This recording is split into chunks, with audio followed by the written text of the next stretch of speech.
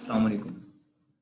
Noman Farooq CLA digital academy के platform से last मैंने जो वीडियो बनाई थी जॉब ऑर्डर के ऊपर, उसी से रेलिवेंट आज की वीडियो है। वो ये है कि जॉब ऑर्डर की मैंने बेसिक अंडरस्टैंडिंग दी थी और ये भी बताया था कि जॉब ऑर्डर की ट्रांजैक्शन को किस तरह से रिकॉर्ड करना है। और आज मैं एक पास्ट पेपर का सवाल करवाऊंगा, बीकॉम पार्ट 2 की कॉस्ट अकाउंटिंग से रिलेट करता है ये। रिलेट तो ये पास्ट पेपर बीकॉम से कर रहा है, लेकिन रेलिवेंट ये एसीसीए के MA1 के लिए भी है बिल्कुल, क्योंकि वहाँ पे भी ट्रांजैक्शन इसी तरह से MCQs में आती हैं, और ए लेवल्स की अकाउंटिंग के लिए भी है। 2009 के प्राइवेट का ये सवाल है, पास्ट पेपर में आया हुआ है।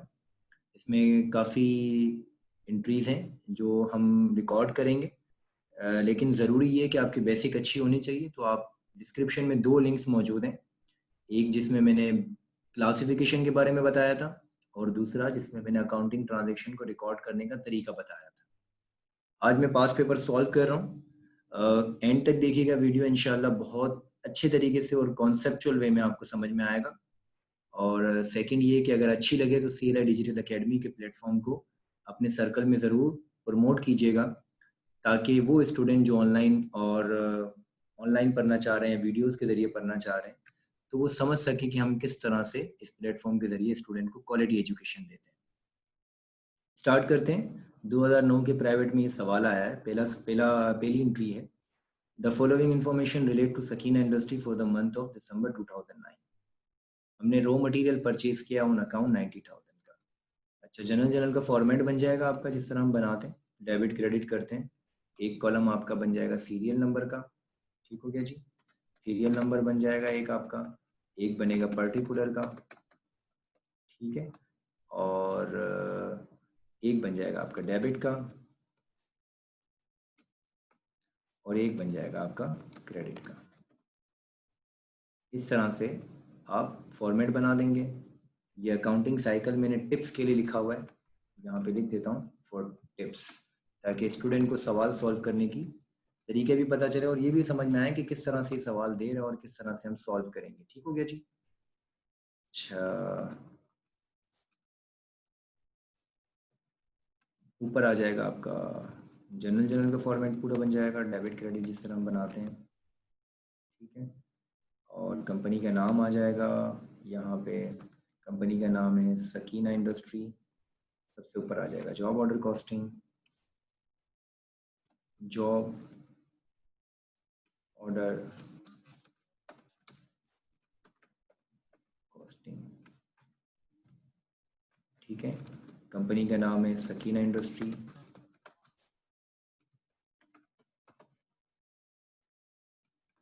और थर्ड पर है फॉर द मंथ ऑफ, जो भी हमारा महीना कहलाएगा, जनरल का फॉर्मेट बन जाएगा और जिस महीने का काम है हम इस तरह से रिकॉर्ड करें। अच्छा जी, सबसे पहली एंट्री सीरियल नंबर 1 में आ जाएगी आपकी।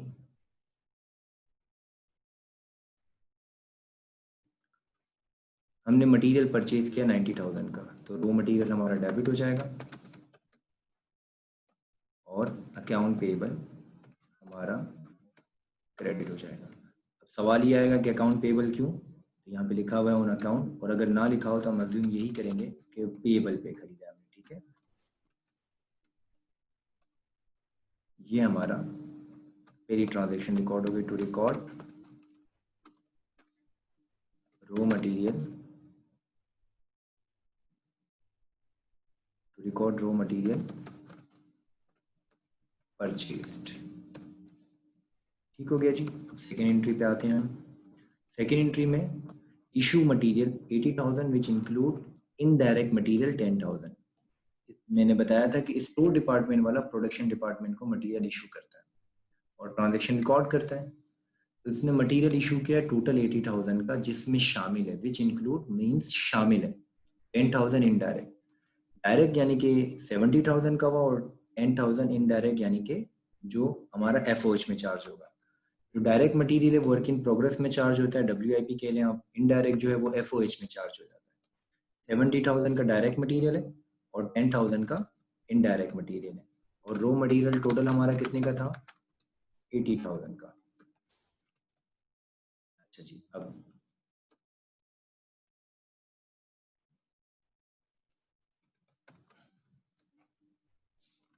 ये हमारी ट्रांजैक्शन रिकॉर्ड हो गई। To record issue of issuance of material.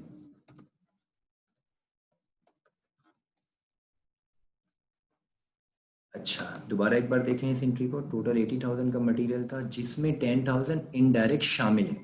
तो टोटल मटेरियल 80,000 का था, 10,000 इनडायरेक्ट है, तो जो बाकी रिमेनिंग है वर्क इन प्रोग्रेस में चला जाएगा। अच्छा, एफओएच के साथ आप कंट्रोल लिख लेना ताकि आप जब क्लोजिंग एंट्री बनाएं तो वो बेहतर बना सकें और आपको कोई कंफ्यूजन ना हो।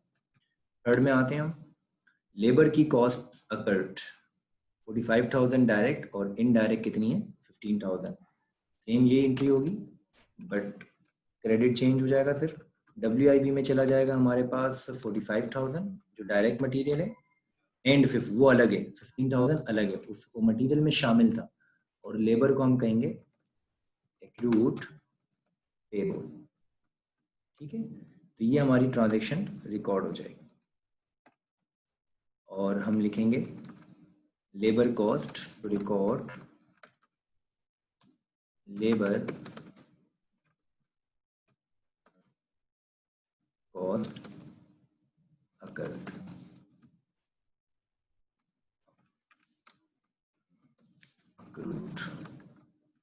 ठीक है, ये आपकी लेबर की ट्रांजैक्शन रिकॉर्ड हो गई। डायरेक्ट लेबर जो है वो WIP का पार्ट होता है, इनडायरेक्ट जो है वो FOH का पार्ट होता है, खर्चों में जाता है। और टोटल लेबर हमारी कितनी है 60,000। 60,000 की लेबर है जिसमें से 45,000 डायरेक्ट है और 15,000 इनडायरेक्ट है। याद रखें मटेरियल में लिखा था विच इंक्लूड यानी कि शामिल है, तो फिर हमने इसको वो कर दिया कि जो 70,000 है वो क्लासिफाइड कर दिया WIP में, और 10,000 था क्योंकि वो शामिल था। लेबर में कह रहा है 45,000 डायरेक्ट है एंड 15,000 यानी कि दो अलग अलग पार्ट है। 45,000 हमने डायरेक्ट में ले लिया और 15,000 हमने इनडायरेक्ट में ले लिया। अब हम आते हैं फोर्थ ट्रांजेक्शन पर, जिसमें कह रहा है कि indirect manufacturing cost other than indirect material and indirect labour incurred. Means के फैक्ट्री के जो खर्चे हैं वो इनकर्ड, इनकर्ड मीन अब आपको पे करने हैं, यानी कि एक्चुअल में पता चल चुका है कि पूरे महीने के क्या अखराजात हुए हैं इनडायरेक्ट। तो इसकी ट्रांजैक्शन रिकॉर्ड करेंगे, हम एफओएच कंट्रोल को डेबिट कर देंगे, इनकर्ड की एंट्री बनाएंगे हम 19,000 से, और अकाउंट पेबल अब हमें इनकर्ड है मीन्स लाइबिलिटी पे करनी है, होगी आगे जाकर। ठीक है, हमें पता चल गया कितना पे करना है और ये अमाउंट आ जाएगी 19,000। और हम नरेशन लिख दोगे to record indirect manufacturing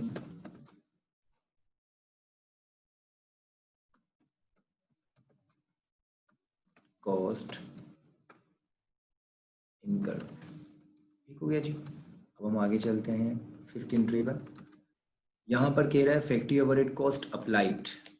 applied mean absorb करवाना, अंदाज़ा लगाना। और अंदाज़ा किस बेस पे लगाया जाता है, यहाँ पर लगाया गया इस एंट्री में डायरेक्ट लेबर की बेस पर। यानी कि जो हमने डायरेक्ट लेबर यूज़ की है 45,000 की, उसका 90% जो है वो फैक्ट्री ओवरहेड कॉस्ट अप्लाइड करना है। तो ट्रांजैक्शन रिकॉर्ड हो जाएगी WIP डेबिट, क्योंकि WIP में तीन चीज़ें जाती हैं, याद रखिएगा। मैं इसको फिर इससे लिंक करूंगा तो और ज़्यादा आपको समझ आ जाएगा। डायरेक्ट मटेरियल, डायरेक्ट लेबर और FOH applied, factory overhead cost applied. ये आपकी ट्रांजैक्शन आ जाएगी 90,000, 45,000 का 90%, जो डायरेक्ट लेबर थी 45,000 उसका 90%, मल्टीप्लाई बाय 90 डिवाइडेड बाय 100। ये आपके पास अमाउंट आ गई। ये आपकी आ गई FOH applied to record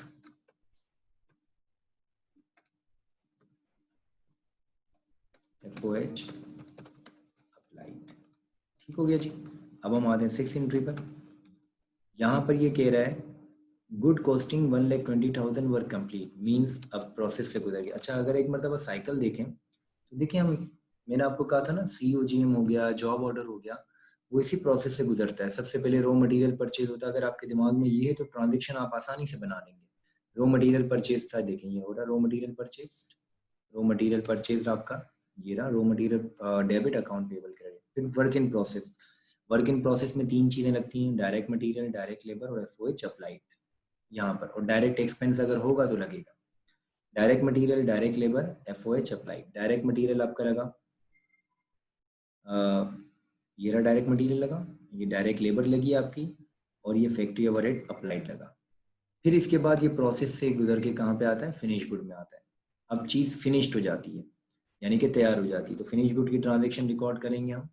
finish good debit, finish good debit, और WIP क्रेडिट हो जाएगा हमारा। कितने से हो जाएगा ये अमाउंट आपको दी हुई है सवाल में, 1,20,000।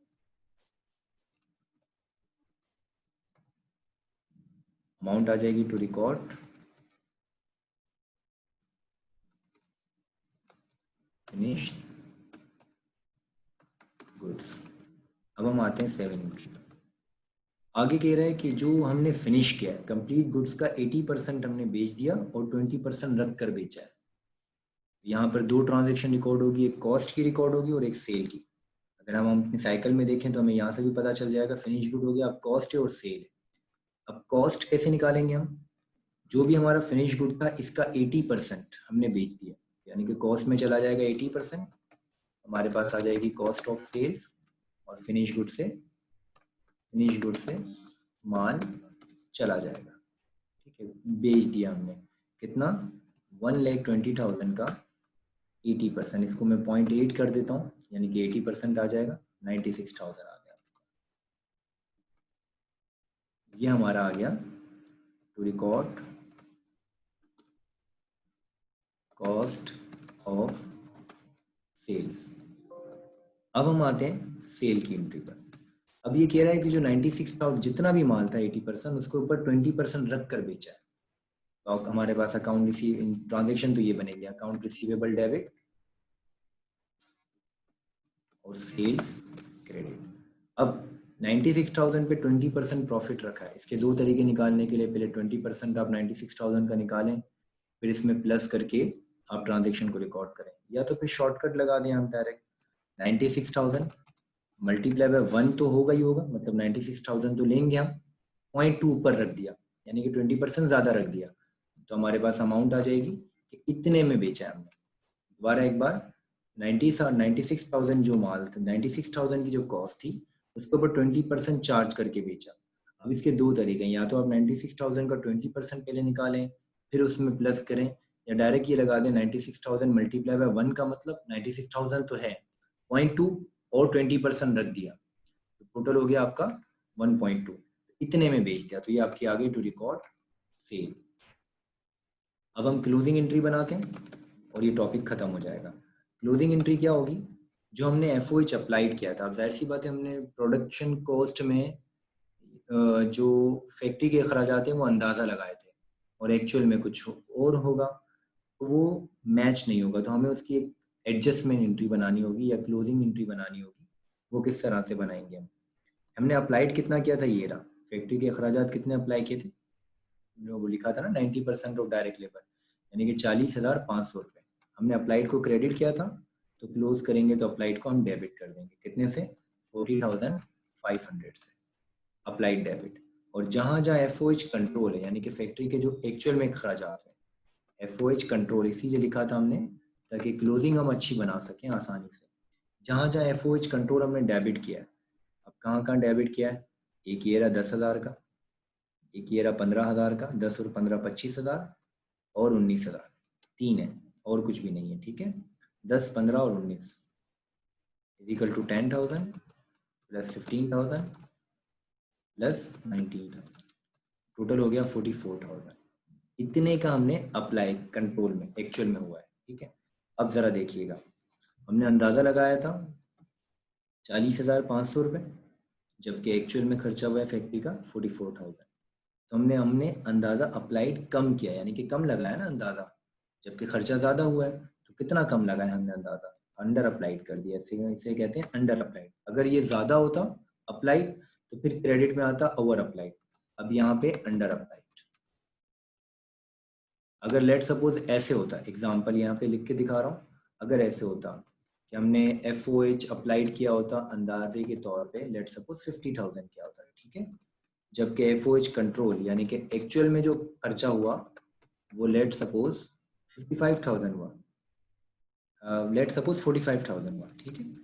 अब देखा जाए तो क्या सिचुएशन बनती है, अब ये सिचुएशन बनती है कि हमने अंदाज़ा ज़्यादा लगाया जबकि हुआ कम, तो यानी कि हमने ओवर अप्लाइड कर दिया, तो ओवर अप्लाइड हमारा क्या हो जाएगा, क्रेडिट हो जाएगा। अगर ये सिचुएशन बनती तो ट्रांजैक्शन फिर इस तरह से रिकॉर्ड होती, लेकिन यहाँ पे सिचुएशन ये नहीं है। यहाँ पे क्या है, हमने अंदाज़ा लगाया 40,500 का जबकि खर्चा हुआ है 44,000 का, तो मीन्स हमने जो अप्लाइड किया था, प्रोडक्शन कॉस्ट में डाला था अंदाज़ा लगा के, वो कम लगाया था, एब्जॉर्ब जो किया था वो कम किया था, तो अंडर अप्लाइड हो गया। कितने से? 3,500 से। ठीक है, ये ट्रांजेक्शन तो सिर्फ समझाने के लिए बताई थी। अब टू क्लोज FOH अप्लाई, ठीक हो गया जी। अब जो अंडर अप्लाइड किया, इसकी वजह से क्या हुआ, हमारी कॉस्ट कम हुई ना, दैट सी बात है, हमने कॉस्ट में चार्ज कम किया, अंडर अप्लाई किया था, अंदर अंदाजा कम लगाया था, खर्चा ज़्यादा हुआ, तो कॉस्ट हमने कम से चार्ज की हुई है। तो अब प्राइस, अभी ट्रांजेक्शन रिकॉर्ड करेंगे, कॉस्ट ऑफ सेल डेबिट कर देंगे हम, कितने से? 3,500 से, और अंडर अप्लाइड को क्रेडिट कर देंगे। ये आपकी ट्रांजेक्शन रिकॉर्ड हो गई ओवर अप्लाइड और अंडर अप्लाइड की। अगर ये ओवर अप्लाइड होता तो ये एंट्री रिवर्स हो जाती, ओवर अप्लाइड डेबिट कर देते और कॉस्ट ऑफ सेल को क्रेडिट कर देते। उम्मीद है कि क्वेश्चन आपको बेहतर तरीके से समझ में आया होगा। दिमाग में ये चीज़ रखिएगा कि किस तरह से हम ट्रांजेक्शन को लेके चलेंगे, क्योंकि सबसे पहले रॉ मटेरियल आता है, फिर वर्किंग प्रोसेस में जाता है, डायरेक्ट मटेरियल लगता है, डायरेक्ट लेबर लगती है, FOH अप्लाइड लगता है और डायरेक्ट एक्सपेंस भी लगता है। ठीक है, लेकिन आपके यहाँ पे है नहीं तो मैंने यहाँ पे लिखा नहीं। फिर फिनिश गुड यानी कि प्रोडक्ट तैयार हो जाती है, फिर वो कॉस्ट ऑफ सेल और सेल हो जाती है। इसी तरह से ट्रांजेक्शन रिकॉर्ड की जाती हैं। डायरेक्ट चीज़ें जो हैं वो क्लासिफाइड होती हैं वर्किंग प्रोसेस में, और इनडायरेक्ट चीज़ें जो हैं वो FOH में अप्लाइड की जाती हैं। Thank you for watching this video. उम्मीद करूंगा कि आपको पसंद आई होगी। कोशिश कीजिएगा कि अपने फ्रेंड सर्कल में ज़रूर प्रमोट कीजिएगा CLI डिजिटल अकेडमी को, और हमें अपनी नेक तमन्नाओं में याद रखिएगा। अल्लाह हाफिज़।